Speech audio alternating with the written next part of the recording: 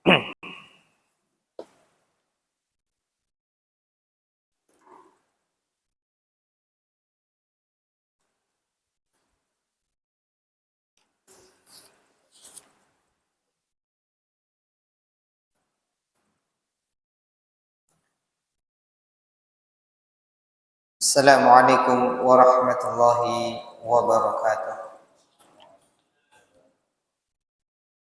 Innal hamdalillah nahmaduhu wa nasta'inuhu wa nastaghfiruh wa na'udzu billahi min shururi anfusina wa min sayyiati a'malina. Man yahdihillahu fala mudilla lahu wa man yudlil fala hadiyalah.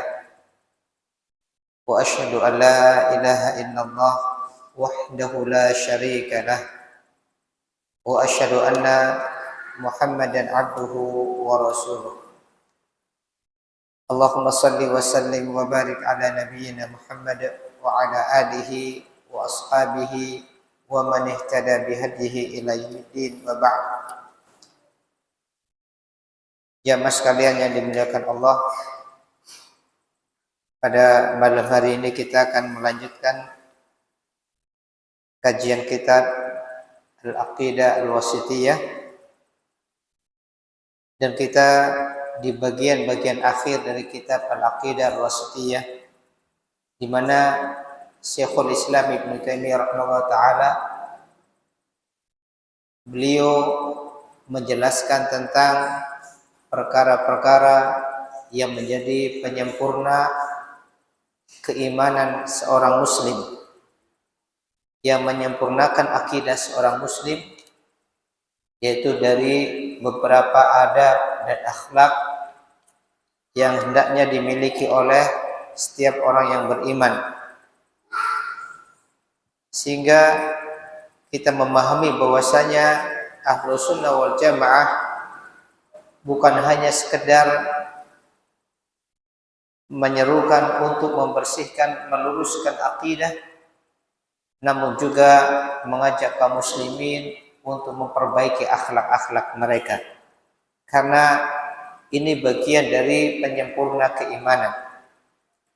Setelah beliau kemarin kita sampaikan menjelaskan bagaimana thariqah atau jalan Ahlus Sunnah wal Jamaah di dalam bermuamalah dengan para pemimpin, di mana mereka senantiasa memberikan nasihat kepada para pemimpin dan bersabar dengan kezaliman-kezaliman mereka. Kemudian beliau melanjutkan, beliau mengatakan wa yadinuna bin nasihah lil ummah, dan mereka Ahlus Sunnah wal Jamaah yadinuna beragama bin nasihati lil ummah, dengan memberikan nasihat kepada umat, menjadikan nasihat bagian dari agama mereka. Wa ya'taqiduna ma'na qaulihi sallallahu alaihi wasallam, dan mereka Ahlus Sunnah wal Jamaah mereka meyakini makna dari ucapan Nabi sallallahu alaihi wasallam, al-mu'min lil mu'mini kal bunyan yashuddu ba'duhu ba'dan, di mana Nabi sallallahu alaihi wasallam beliau bersabda di dalam sebuah hadis yang diriwayatkan oleh Imam Bukhari dan Muslim dari sahabat Nu'man bin Bashir, bahwasanya al-mu'min lil mu'min kal bunyan, seorang mukmin bagi mukmin yang lain adalah seperti bangunan. Seorang mukmin bagi mukmin yang lain adalah kal bunyan, seperti bangunan. Yashuddu ba'duhu ba'dan, di mana sebagian menguatkan dengan sebagian yang lain. Sebagian menguatkan sebagian yang lain. Nabi sallallahu alaihi wasallam memberikan gambaran yang sangat indah bagaimana gambaran seorang mukmin, bahwasanya mukmin satu dengan mukmin yang lain itu saling menguatkan. Ibarat sebuah bangunan, satu bagian menguatkan bagian yang lain. Wa syabbaka baina asabi'aihi, dan Nabi sallallahu alaihi wasallam merekatkan atau memasukkan sebagian jari-jari beliau untuk menunjukkan bagaimana gambaran seorang mukmin dengan mukmin yang lain yang saling menguatkan. Wa qauli sallallahu alaihi wasallam, dan juga sabda Nabi sallallahu alaihi wasallam yang lain, di mana Nabi sallallahu alaihi wasallam mengatakan mathalul mu'minin fi tawaddihim wa tarahumihim wa ta'atufihim kamathalil jasad.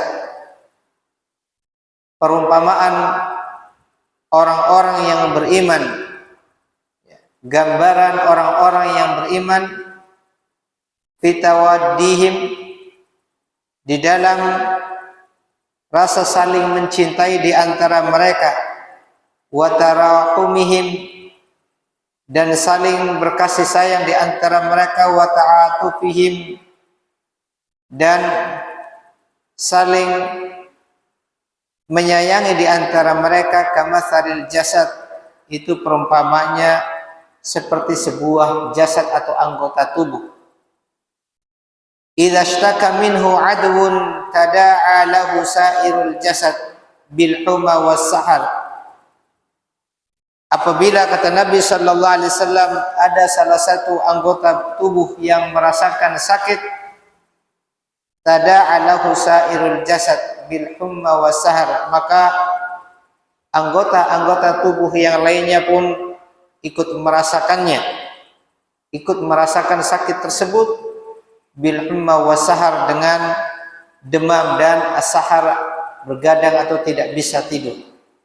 Itu gambaran perumpamaan orang-orang beriman yang disampaikan oleh Rasulullah sallallahu alaihi wasallam.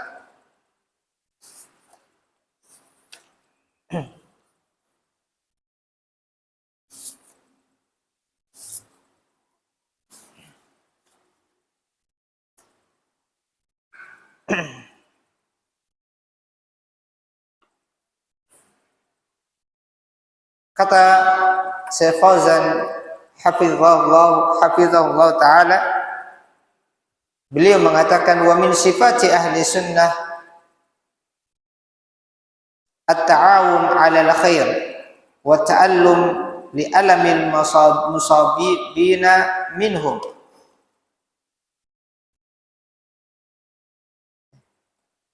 Qalu, ucapan Nabi sallallahu alaihi wasallam, wa yadinuna bin nasiha lil ummah ay yarawnaha minad din. Ucapan beliau Syekhul Islam bahwasanya ahlu sunnah wal jamaah beragama dengan menjalankan nasihat bagi umat, maksudnya bahwasanya ahlu sunnah menganggap nasihat itu bagian dari agama. Nasihat itu bagian dari tuntutan agama kita. Wa aslun nasqi fil lughati al-khulus. Kata nasihat secara bahasa itu maknanya al-khulus, artinya bersih atau murni. Itu kata an-nushu atau an-nas, artinya bersih atau murni. Wa syar'an hiya iradatul khair lil mansuh lahu wa irsyaduhu ila masalihihi. Adapun makna nasihat secara syariat, nasihat beliau definisikan sebagai iradatul khair lil mansuh lahu, keinginan agar orang yang diberikan nasihat mendapatkan kebaikan. Keinginan dari pemberi nasihat agar orang yang diberikan nasihat mendapatkan kebaikan. wa irsyaduhu ila masalihihi, dan memberikan bimbingan kepada perkara-perkara yang menjadikan kemaslahatan orang yang diberikan nasihat. Ini makna nasihat. Jadi seseorang memberikan nasihat kepada orang lain, kepada saudaranya sesama muslim, hakikatnya dia menginginkan kebaikan bagi saudaranya dengan memberikan bimbingan-bimbingan perkara-perkara yang itu menjadi kemaslahatan bagi saudaranya. Itu hukum asal nasihat. Ya. Maka dari sini ikhwani wa akhwati a'azanallah iyakum, maka nasihat sangat jauh dari celaan, dari cacian, dari sindiran, dari penghinaan dan seterusnya. Kenapa? Karena nasihat hakikatnya adalah seseorang menginginkan kebaikan. Kebaikan bagi siapa? Bagi saudaranya yang diberikan nasihat dengan memberikan al-irsyad, bimbingan-bimbingan li masalihihi, agar saudaranya mendapatkan kebaikan-kebaikan, kemaslahatan-kemaslahatan. Fa ahlu sunnati yuriduna al-khaira lil ummah. Maka ahlu sunnah mereka senantiasa menginginkan kebaikan bagi umat. Mereka menginginkan bagaimana umat Islam kaum muslimin meraih kebaikan-kebaikan. Sebagaimana Allah tabaraka wa taala telah memberikan kebaikan ini kepada pendahulu dari umat ini. Wa yurshidunaha ila ma fihi salahuha, dan ahlu sunnah wal jamaah senantiasa memberikan bimbingan kepada umat perkara-perkara yang menjadi kebaikan mereka, baik di dalam masalah-masalah i'tiqad, akidah, di dalam masalah ibadah, di dalam masalah muamalah maupun yang lainnya. Maka ketika ahlu sunnah wal jamaah memperingatkan umat dari perkara-perkara yang merusak di dalam masalah akidah, dari kebatilan-kebatilan yang akan mengotori akidah umat, itu dalam rangka kebaikan yang diharapkan dari umat Islam, agar mereka bisa selamat dari akidah-akidah yang rusak, yang menyimpang, agar mereka bisa selamat datang kepada Allah membawa akidah yang benar. Demikian juga ketika ahlu sunnah wal jamaah memberikan nasihat, memperingatkan umat dari amalan-amalan ibadah yang menyelisih petunjuk Nabi sallallahu alaihi wasallam, dari amalan-amalan bid'ah yang menyelisih sunnah Nabi sallallahu alaihi wasallam, ini dalam rangka agar umat mendapatkan kebaikan dalam ibadah-ibadah mereka, agar ibadah mereka diterima oleh Allah tabaraka taala, karena Allah tidak menerima ibadah kecuali ibadah yang dibangun di atas akidah yang benar dan dibangun di atas petunjuk Nabi sallallahu alaihi wasallam. Demikian juga ketika ahlu sunnah wal jamaah memperingatkan umat dari perkara-perkara yang merusak muamalah mereka, di dalam masalah-masalah riba, di dalam masalah-masalah penipuan, di dalam masalah-masalah kezaliman dan seterusnya, maka itu semua dalam rangka memberikan nasihat kepada umat, dan mereka jadikan itu bagian dari agama mereka. Mereka jadikan itu semua bagian dari beragama, dari tuntutan agama mereka, bagaimana mereka berusaha memberikan kebaikan kepada kaum muslimin.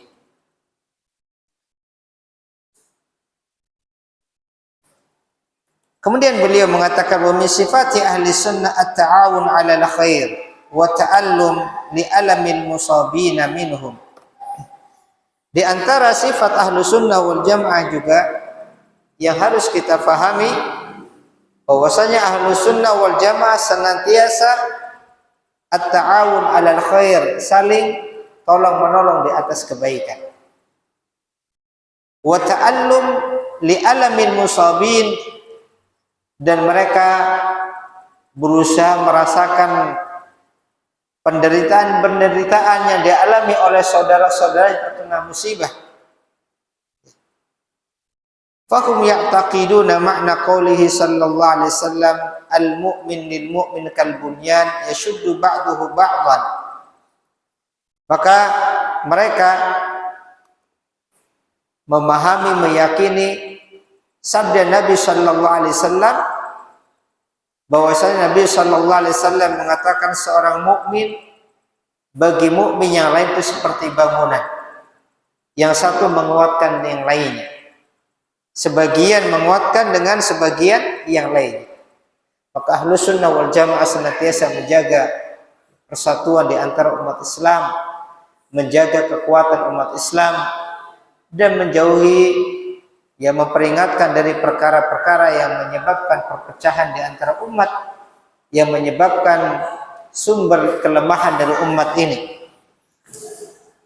Kemudian Nabi sallallahu alaihi wasallam juga mengatakan matsalul mu'minin fi tawaddihim wa tarahumihim wa ta'atufihim kamatsalil jasad idza ishtaka minhu 'adwun tada'a lahu sa'irul jasad bil humma was sahar.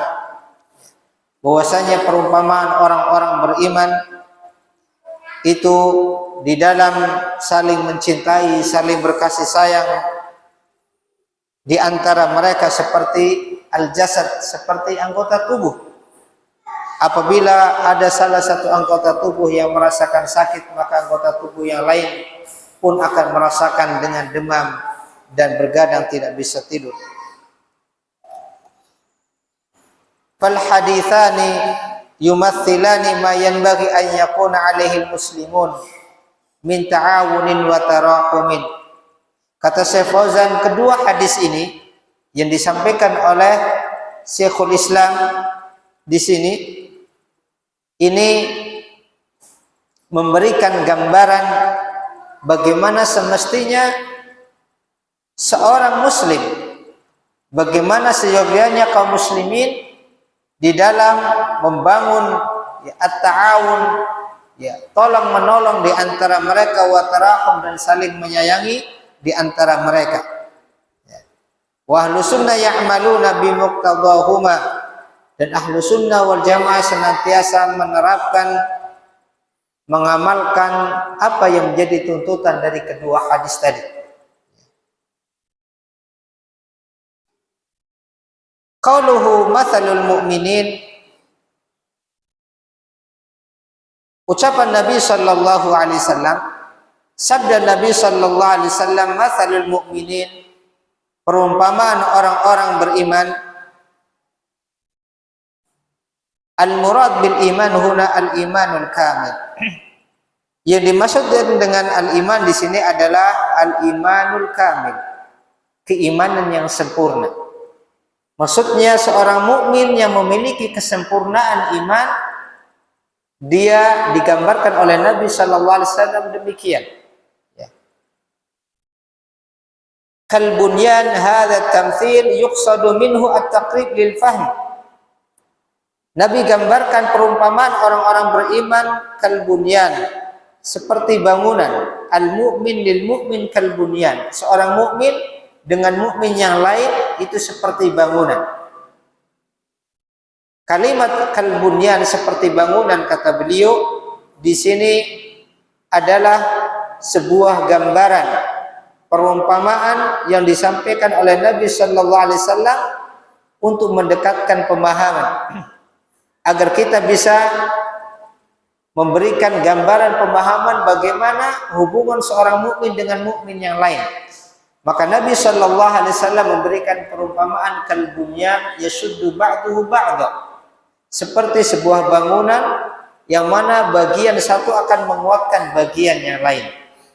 Bagian satu akan menguatkan bagian yang lain. Artinya ada saling keterikatan, saling keterkaitan antara satu bangunan dengan bangunan yang lain, saling melengkapi, saling menyempurnakan. Ya, itulah gambaran seorang mukmin dengan mukmin yang lain yang digambarkan oleh Rasulullah sallallahu alaihi wasallam.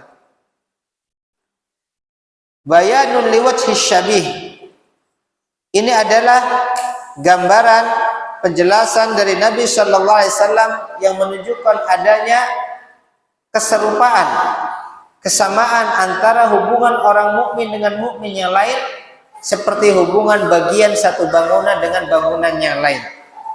Wa syabaka baina asabi'ahu, kemudian Nabi juga menempelkan atau merekatkan jari-jari beliau, ini juga dalam rangka memberikan gambaran. Seperti inilah gambaran orang mukmin, yang satu dengan yang lainnya.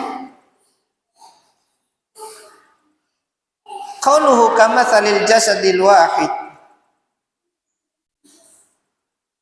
Ucapan Nabi sallallahu alaihi wasallam seperti satu anggota tubuh, ya. Ai bin nisbati ila jami'i a'dha'i min haitsu syu'ur birrahati aw ta'ab.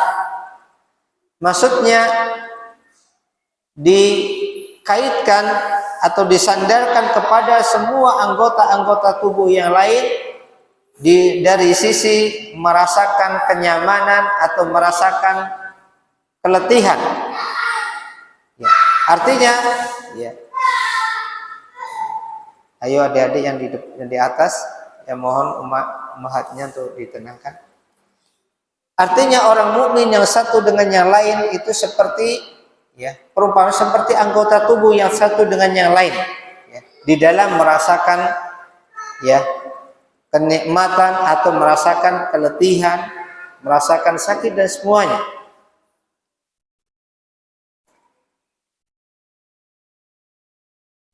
Tawadduhum ay mahabbatu ba'dihim ba'dan. Ya. Kata Nabi sallallahu alaihi wasallam, ya, fi tawaddihim, at-tawad artinya mahabbatu ba'dihim ba'dan li ba'din.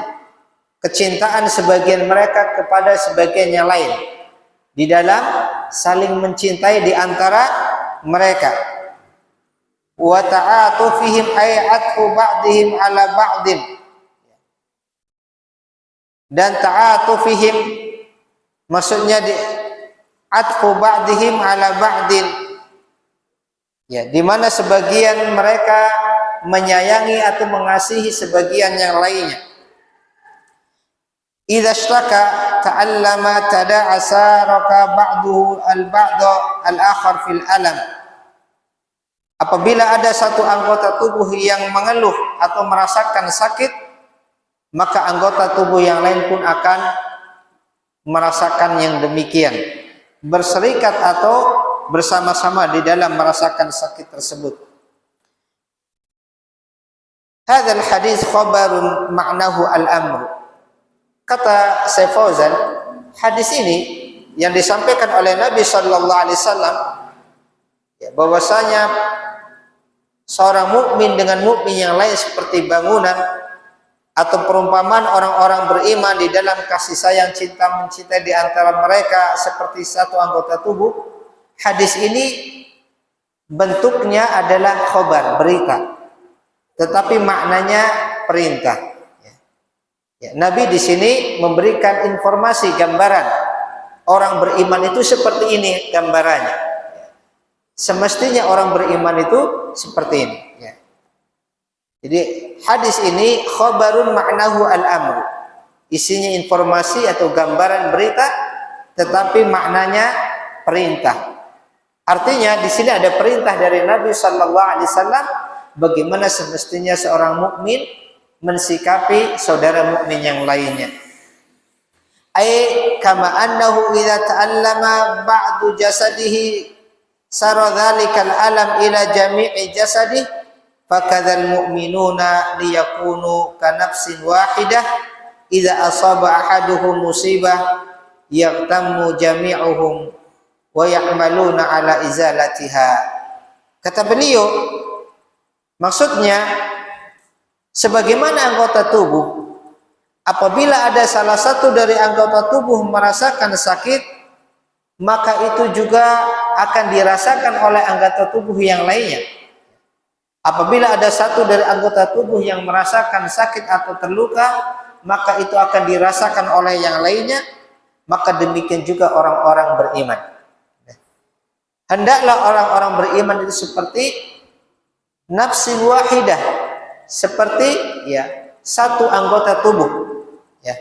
Apabila sebagian mereka mendapatkan musibah, mendapatkan ujian, maka itu pun akan dirasakan oleh sebagian yang lain, otomatis, ya, ya. Otomatis apabila ada satu dari anggota tubuh kita yang luka, maka yang lainnya pun akan merasakannya. Demikian orang mukmin, semestinya demikian. Wa ya'maluna ala izalatiha, dan mereka berusaha untuk menghilangkan musibah tersebut yang menimpa saudaranya. Sebagaimana kita, ya, apabila ada satu anggota tubuh kita yang luka, maka anggota tubuh yang lain berusaha bagaimana menghilangkan luka atau gangguan tersebut. Wa fi hadha tashbih taqribun lil fahmi wa izharul ma'ani fi suwaril mar'iyah. Maka di dalam penyerupaan yang disampaikan oleh Nabi, gambaran yang disampaikan oleh Nabi sallallahu alaihi wasallam ini ada ya bentuk takrib, mendekatkan pemahaman. Nabi sallallahu alaihi wasallam ingin memberikan pemahaman kepada kita bagaimana semestinya seorang mukmin bersikap bermuamalah dengan mukmin yang lain. Dengan diberi gambaran seperti ini sehingga pemahamannya lebih jelas. Wa fis suwaril mar'iyah, seolah-olah ya dengan seseorang melihat bagaimana hubungan keterkaitan antara satu bangunan dengan bagian bangunan yang lain, atau antara satu anggota tubuh dengan anggota tubuh yang lain, itulah hubungan orang-orang beriman. Itulah hubungan orang-orang beriman. Maka ikhwani wa akhwati azanallah yakum, ini nasihat wasiat dari Rasulullah sallallahu alaihi wasallam agar senantiasa kita perhatikan bahwasanya orang-orang yang dia telah ditolong oleh Allah, diberikan nikmat oleh Allah, hidayah di atas sunnah, petunjuk di atas petunjuk Rasulullah sallallahu alaihi wasallam, mengikuti jalannya ahlu sunnah wal jamaah, maka hendaklah mereka tidak lupa di dalam memperhatikan keadaan saudara-saudara kaum muslimin yang lain. Ya.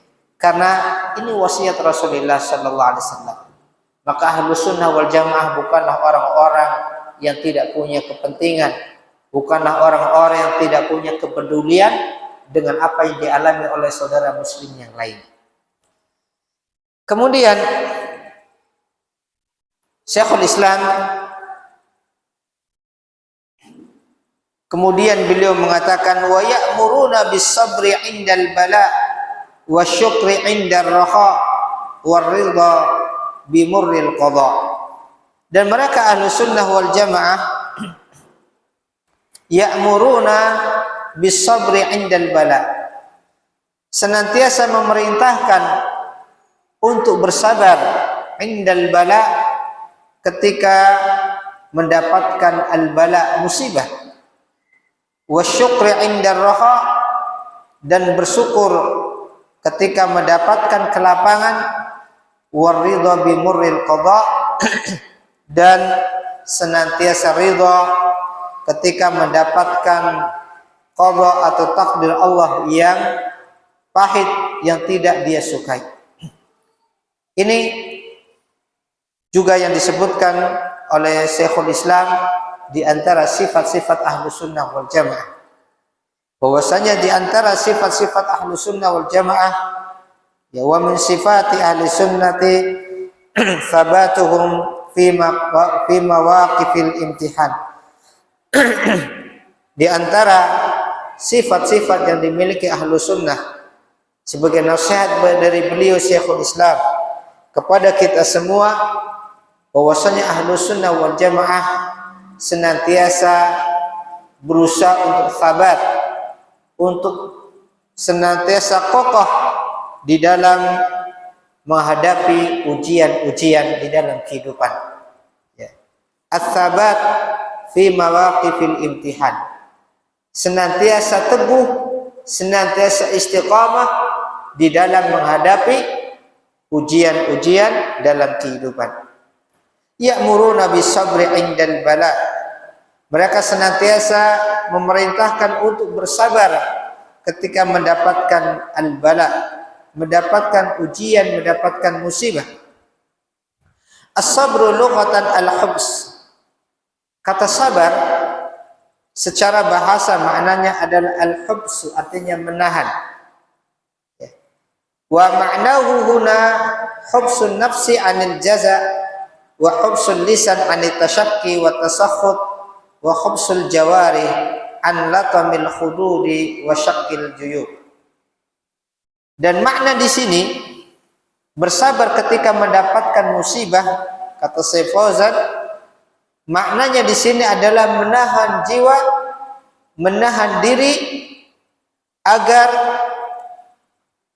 tidak mendapatkan kegoncangan di dalam jiwanya, dan juga menahan lisan dari mengadu atau mengeluh, watasakhut atau merasakan kedongkolan ya, dengan ucapan-ucapan lisannya, dan juga menahan anggota badan dari sikap-sikap yang menunjukkan ketidakridhaan, seperti menampar pipi atau merobek-robek baju.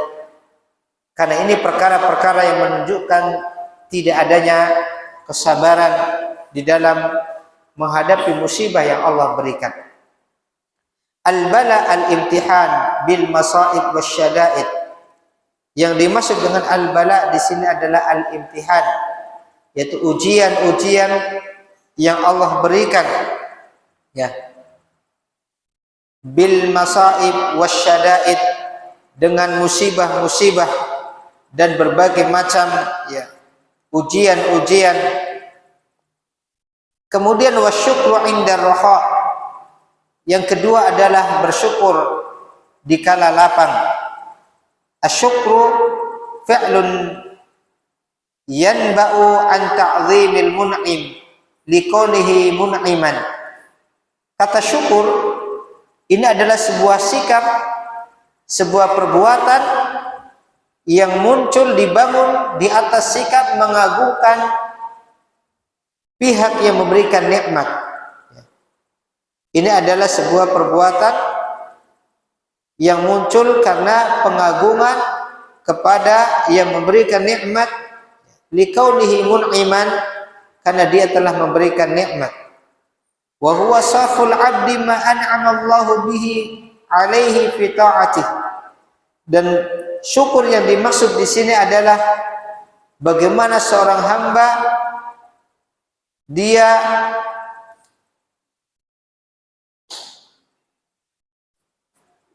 mentasarrufkan nikmat-nikmat yang Allah berikan kepadanya di dalam ketaatan kepada Allah Tabaraka Ta'ala.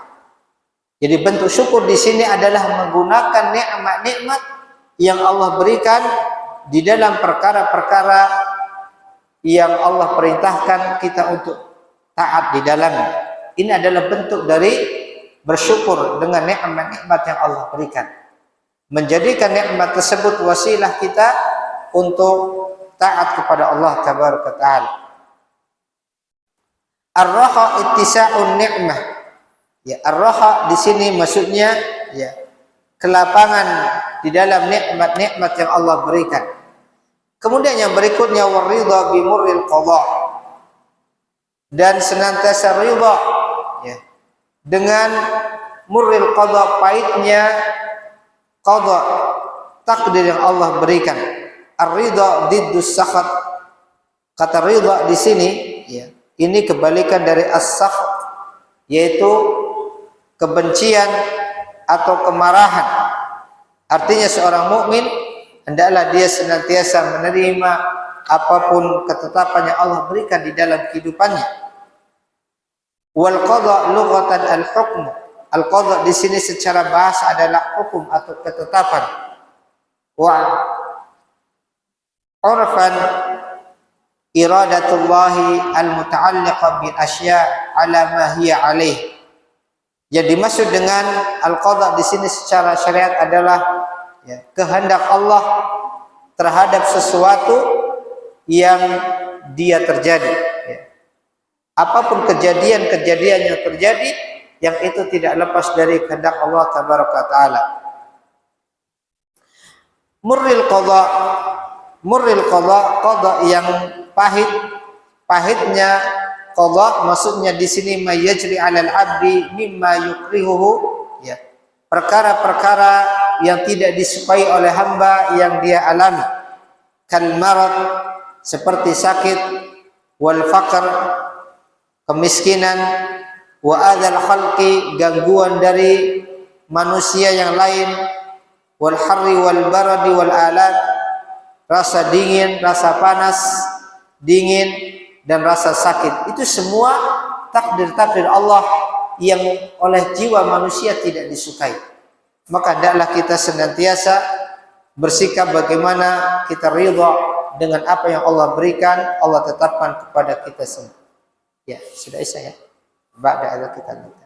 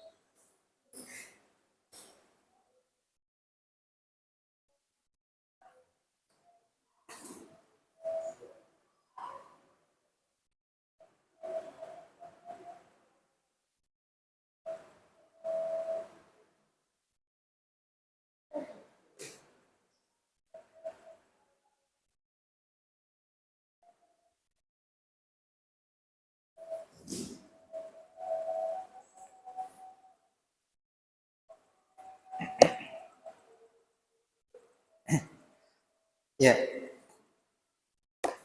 kita lanjutkan. Sedikit tambahan keterangan dari Syekh Utsaimin di dalam penjelasan beliau terkait waridha bimurril qada, ridha dengan pahitnya takdir atau ketetapan yang Allah berikan. Kata beliau, al-qada yutlaqu ala ma'nayin. Kata al-qada, takdir atau ketetapan dari Allah tabaraka taala, ini mengandung dua makna. Ya, al-qada ini memiliki dua makna. Ahaduhuma hukmullahi ta'ala alladhi huwa qada'uhu wa wasafahu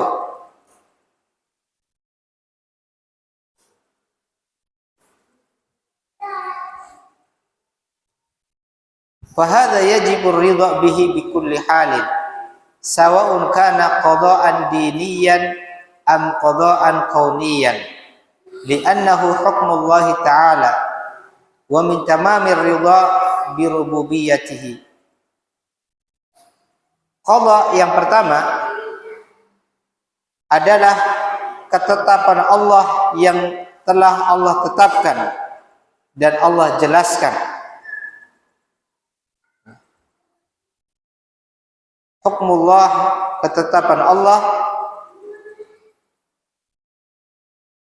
yang telah Allah tetapkan dan Allah jelaskan, maka makna qada yang pertama ini wajib bagi seorang muslim untuk ridha dengannya bikulli halin, di dalam semua keadaan,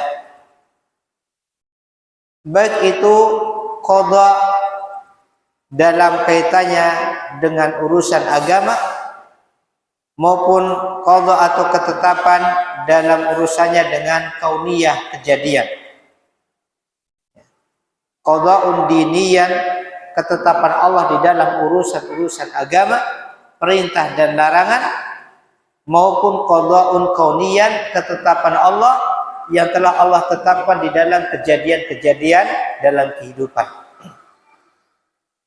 Li'annahu hukmullahi ta'ala, karena ini adalah ketetapan dari Allah tabaraka ta'ala, perkara yang telah Allah tetapkan, baik di dalam urusan-urusan syar'i berupa perintah maupun larangan, maupun di dalam urusan-urusan kauni berupa kejadian-kejadian yang terjadi di dalam kehidupan ini. Ya. Maka qada yang seperti ini wajib bagi seorang muslim untuk ridha dengannya apapun keadaannya, dan ini termasuk dari kesempurnaan ridha dengan rububiyah Allah Ta'ala. Ya.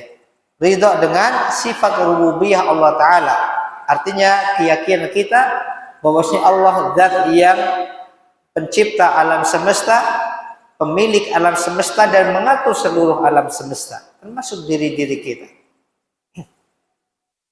Famithalul qada'id dini qada'uhu bil wujubi wat tahrimi wal hil. Di antara ketetapan Allah di dalam urusan agama, seperti ketetapan Allah tentang perkara-perkara yang wajib, perkara yang diwajibkan, yang diharamkan, yang dihalalkan. Ini semua sudah Allah tetapkan di dalam agamanya. Ya. Mana yang wajib, mana yang haram, mana yang halal atau boleh. Sebagaimana Allah Ta'ala berfirman, wa qada rabbuka alla ta'budu illa iyyah. Dan Allah telah menetapkan, telah memberikan ketetapan di dalam syariat ini, alla ta'budu illa iyyah, agar janganlah kalian beribadah melainkan kepadanya.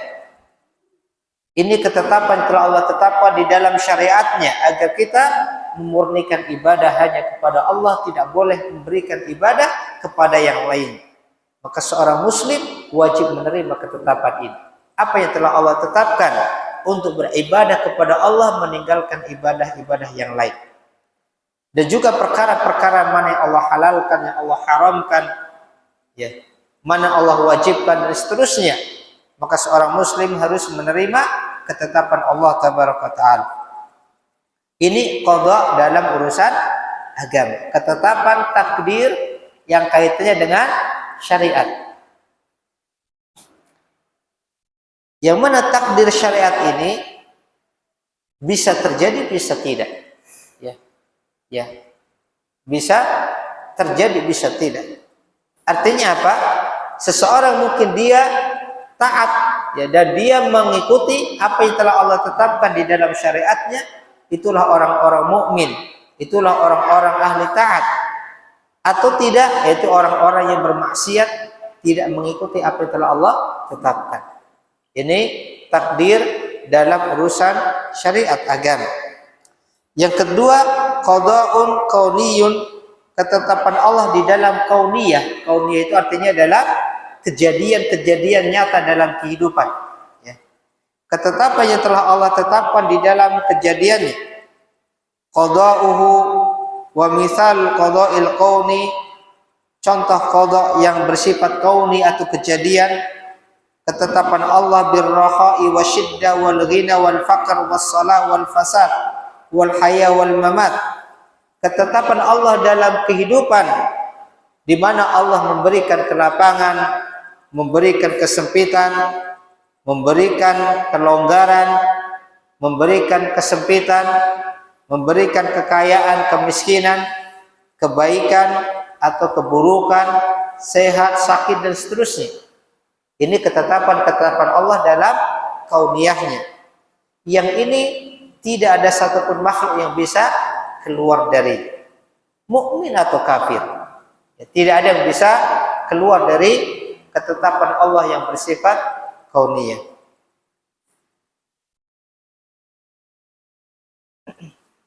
Maka seorang muslim harus ridha kepada ketetapan Allah tabaraka taala. Wal makna tsani, makna qada yang kedua adalah al-muqtada wa huwa naw'an. Makna yang kedua adalah al-muqtada, artinya sesuatu yang Allah takdirkan. Kalau makna yang pertama ketetapannya, ya, perbuatan Allah di dalam menetapkan baik ketetapan dalam urusan agama maupun ketetapan dalam kauniyah harus kita terima. Makna yang kedua kata Syekh adalah al-muqtada, sesuatu yang ditetapkannya. Berarti objeknya.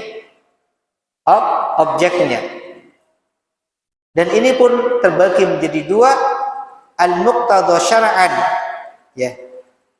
Sesuatu yang Allah tetapkan objeknya secara syar'i. Wajibur ridha bihi wa qabuluhu wa yaf'alul ma'mur bihi wa yatrukul manhiyu anhu. Maka wajib kita ridha dengannya dan menerimanya, ya, di dalam masalah syariat ini. Maka wajib bagi seorang muslim berusaha untuk mengerjakan yang diperintahkan, meninggalkan yang dilarang, dan dia, ya, menikmati atau bersenang dengan perkara-perkara yang Allah halalkan. Ini di dalam masalah-masalah syar'i. Wa naw'u tsani al-maqdiyya kauniyan, al-maqdiyya kauniyan, ya. Sesuatu yang ditetapkan secara kauni. Fa in kana min fi'lillahi kal faqri wal marad wal jadab wal halak wa nahwi dzalika faqad taqaddama anna ar-ridha bihi sunnah la wajib 'ala al-qauli sahih.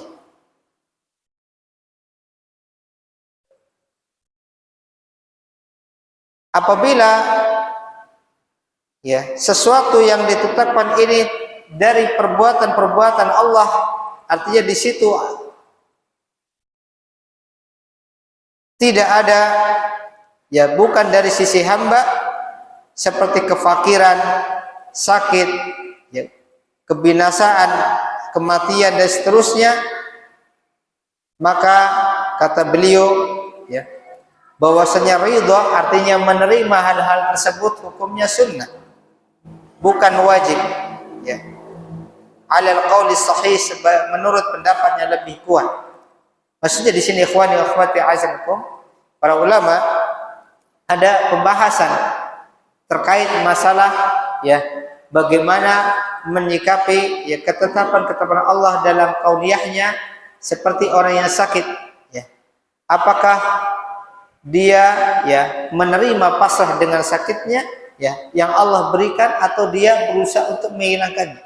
Maka apabila ada orang yang dia ya menerima dan ketetapan yang Allah berikan, itu sunnah ya.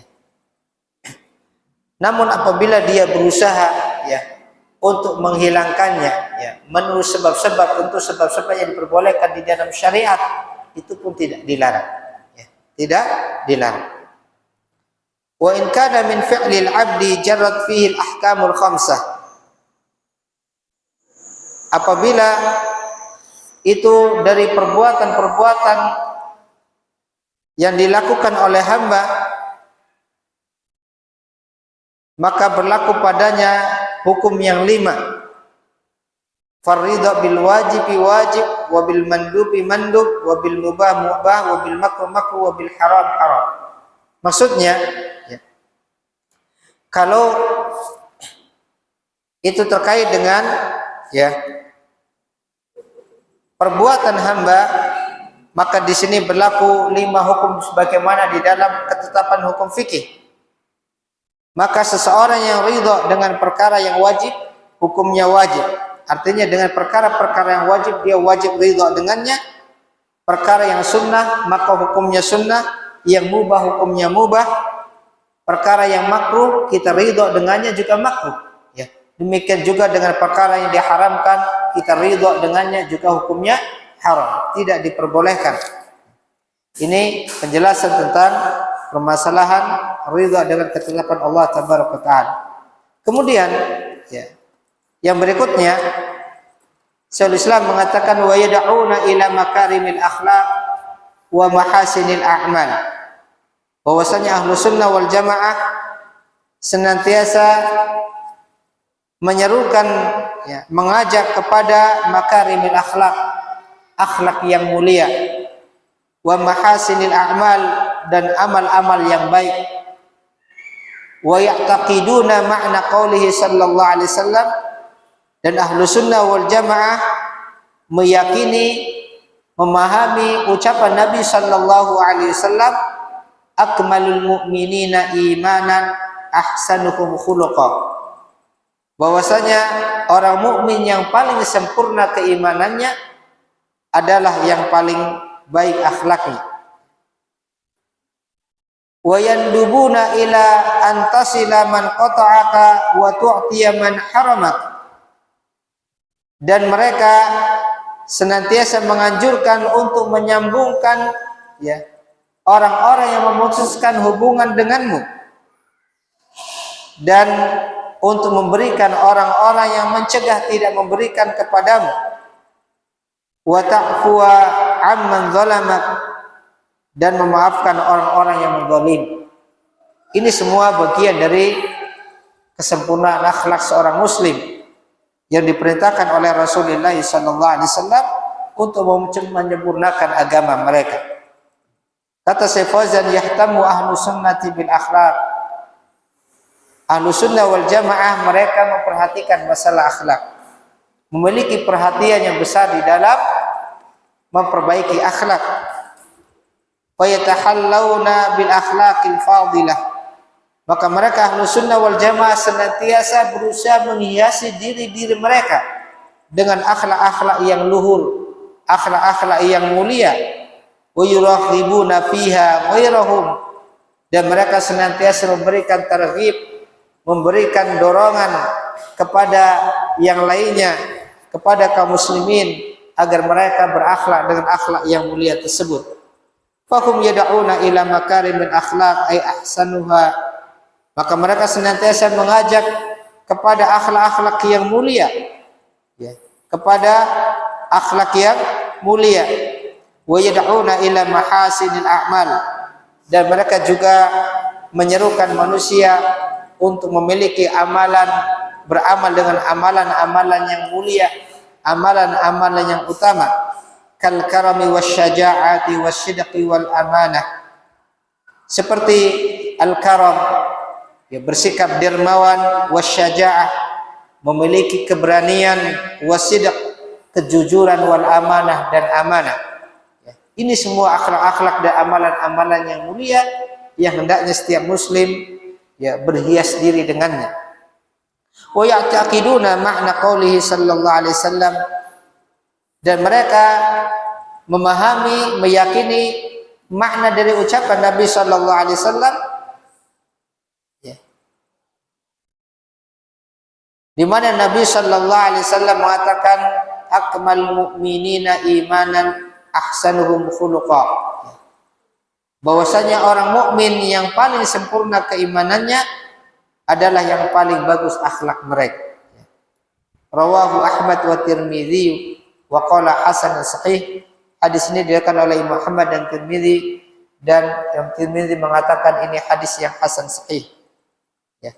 Qauluhu ahsanuhum khuluqa ay alyanuhum wa altafuhum wa ajmaluhum. Ya.